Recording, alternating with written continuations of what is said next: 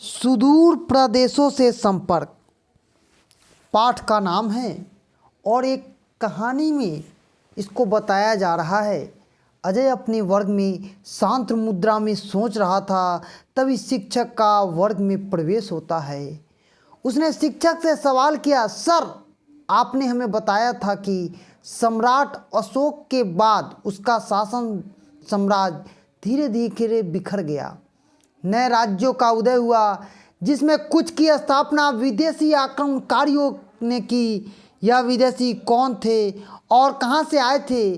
शिक्षक ने जवाब दिया, आगे हम उन विदेशियों पर चर्चा करेंगे। तो भारत पर विदेशी आक्रमण सबसे पहले बैक्ट्रिया के यूनानियों ने किया। बैक्ट्रिया के यूनानियों इंडो ग्रीक के नाम से जान जाते थे। यूनानी शासक को यवन कहते थे। यूनानियों का प्रभाव चिकित्सा, युद्ध कला, ज्योतिष, विज्ञान और सिक्के बनाने की कला में वे बहुत प्रवीण थे।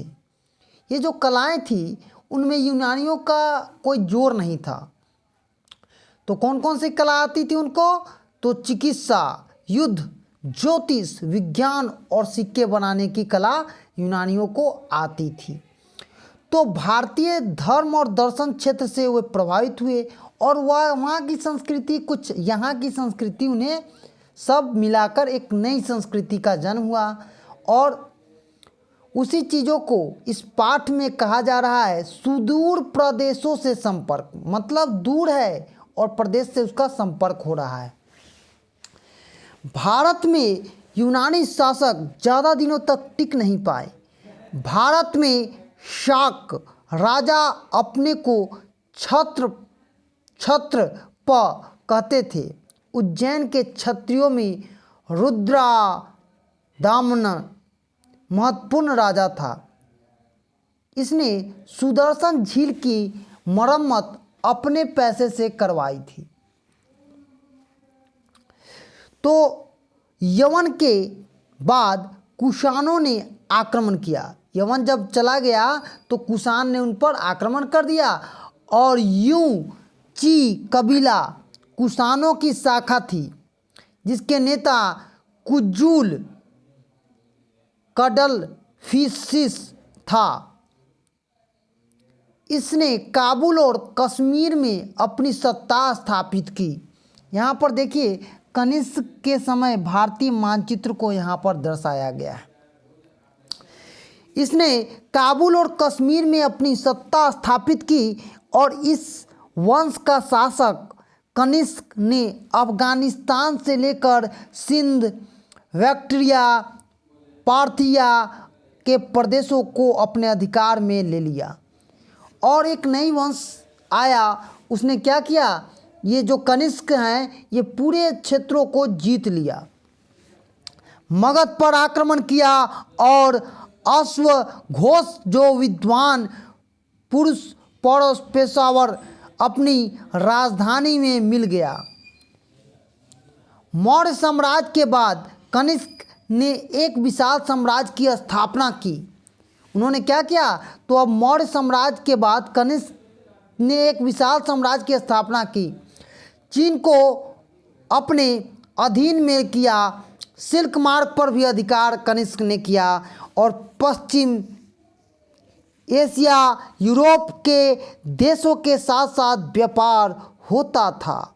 कनिष्क की राजसभा में बड़े बड़े विद्वान और बहुत ही अच्छे विद्वानों की एक टोली थी जिसमें नागार्जुन उनके राज्य के उन रत्नों में से शामिल थे। कनिष्क बौद्ध धर्म के अनुयायी थे। वो कौन धर्म मानते थे? तो बौद्ध धर्म मानते थे। और इसके समय में विदेशों में बौद्ध धर्म का प्रचार हुआ। कनिष्क के समय में ही बौद्ध धर्मों का प्रचार और प्रसार अधिक हुआ। देश के अंदर बौद्ध धर्म के समर्थक व्यापारी वर्ग और धनी वर्ग धर्म को बढ़ावा के लिए धन देते थे और ये जो धर्म था उसके बढ़ावा के लिए वो लोग क्या करते थे, तो धन देते थे। किसको, तो लोगों को, और वो क्या होता था, बढ़ता जाता था। व्यापारियों के साथ बौद्ध धर्म के प्रचार मध्य एशिया में, जहाँ मठ और मंदिर स्थापित कर बौद्ध धर्म ग्रंथों का पाठ कराया गया। यहाँ पर देखिए आप स्तूप का दिखा रहा है और चेतन केंद्र का भी फोटो दिखा रहा है। तो कह रहे हैं ये बौद्ध धर्म जो है किस प्रकार से यहाँ पर आया। तो कनिष्क के समय ही बौद्ध धर्म के कई विचारक थे और उनमें बहुत सारे मतभेद भी हो गए। मतभेदों को दूर करने के लिए सभा बुलाई गई। बौद्ध धर्म के दो शाखाओं में बट गया, एक था हीनयान और एक था महायान। हीनयान महात्मा बुद्ध को मूल शिक्षा में विश्वास करते थे। उसी में से दो वर्ष बन गए और वो क्या करते थे, हीनयान महात्मा बुद्ध की मूल शिक्षा, जो उनके द्वारा दी गई शिक्षाएं थी, उनको वो मानते थे। और महायान धार्मिक उपदेश न मानकर भगवान को मानते थे। कनिष्क महायान संप्रदाय के समर्थक थे। क्या थे, समर्थक थे, महायान के समर्थक थे। तो यहाँ पर देखिए महायान के वो समर्थक थे और कनिष्क महायान के समर्थक थे और संप्रदाय का भी समर्थन करते थे।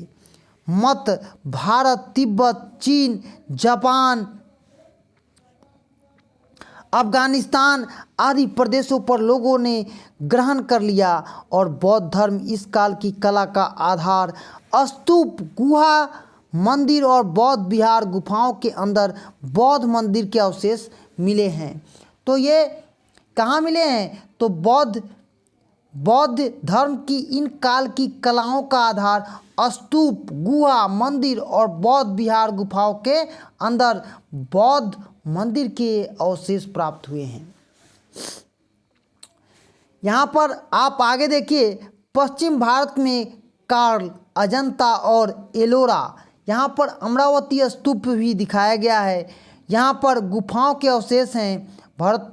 भरतहूत व सांची के स्तूपों में तोरण व रेलिंग के लकड़ी व हाथी के दांत भी प्रयोग हुए थे। आगे जैन धर्म के अनुयायियों ने मूर्ति कला को प्रोत्साहन दिया। मथुरा शैली में बुद्ध और महावीर की मूर्ति बनाई गई। यहाँ पर आप देखिएगा कि बुद्ध और मूर्ति बनाया गया है। यहाँ पर देखिए, मथुरा में कुषाण काल में राजाओं को भी मूर्ति के अवशेष मिले हैं। गंधार शैली भारत के उत्तर पश्चिम के भागों में क्या मिला है, गांधार की। यहाँ पर आप जो देख रहे हैं फोटो, वो तो उत्तर पश्चिम के भाग में मिला है, जिसमें भारतीय यूनान शैली भी कहा गया है। यह शैली बौद्ध मूर्ति में बुद्ध के मुख यूनान देवता से मिलते जुलते हैं। चित्रकला अजंता की गुफा में हमें जानकारी मिलती है, जहाँ बुद्ध चित्रांकित किया गया है। और ये अमरावती और अजंता की गुफाओं में महात्मा बुद्ध की जो फोटो है उसका चित्रण यहाँ पर मिला है। तो आज हम लोग पढ़े हैं एक नया चैप्टर जिसका नाम है सुदूर प्रदेशों से संपर्क।